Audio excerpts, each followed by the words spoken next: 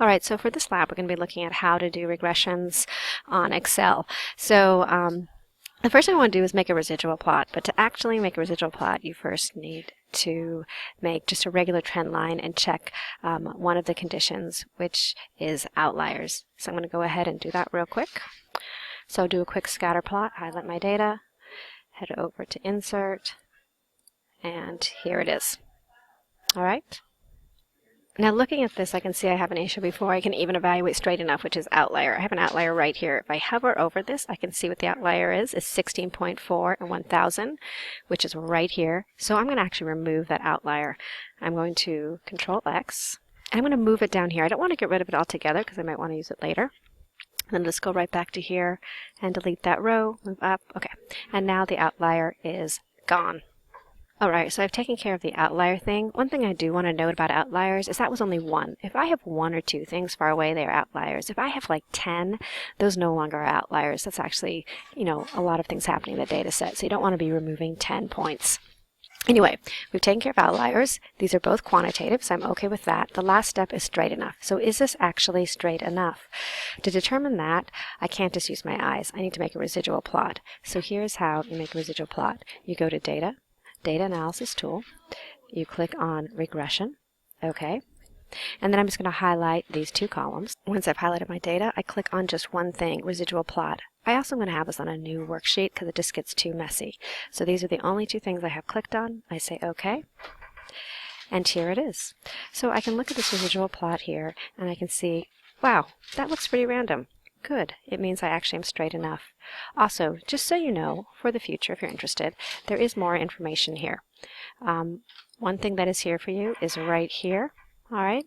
This multiple R is actually your R. Your R square is right here. And right down here, this information here, your intercept, and this is actually your slope. So all the information you need is right here if you want to use it, but it might be easier to get it elsewhere.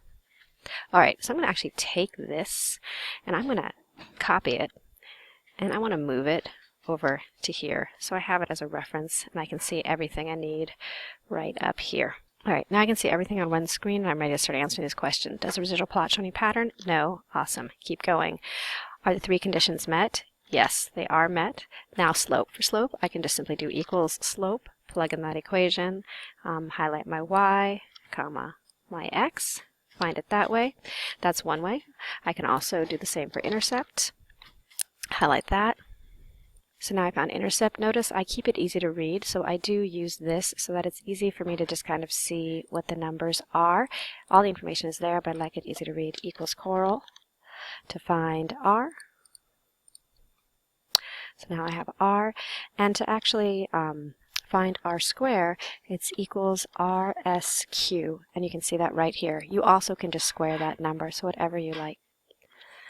Now here I want to say, what does it tell you? So this tells me basically it is positive direction and strong. For this, I'm going to make a complete sentence. So to interpret R squared, the complete sentence will be 91% of the change in ice cream sales is caused by the change in temperature. All right. Now, to make a prediction about this graph, I now need to do a little bit more. I need to actually get some trend lines here. So I need to do a bit more to this graph. So let's first highlight the graph. This activates it. You can see the circles around it. Then I'm going to go over to Design, Add Elements, and here I've got Trend Line. I'm going to go all the way down to more Trend Line options. And here I've got Linear. I'm going to go down to the bottom. I'm going to display the equation and display R. Return. And now on here you can see everything. Let me just fix that up a little bit more. So I've added axis labels. I have my equation up here that I can use. I have my trend line. Now here I have a lot of dead space, so I'm just going to quickly double click right down here. I notice the data doesn't start until around 10. So I'll double click, I'll hit 10, and now if you look at it, I don't have that dead space, and you can focus more on this line. So let's look at this equation here to help me out.